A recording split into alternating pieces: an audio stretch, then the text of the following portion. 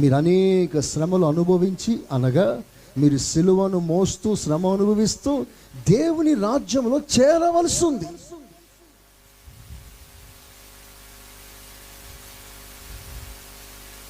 ఒకవేళ కంటిన్యూషన్గా మీకు రాకపోవచ్చు. కొన్ని సందర్భాల్లో సత్యము కొరకు నిలబడవలసిన అవకాశం, సందర్భం వస్తుంది. అప్పుడు నిలబడండి.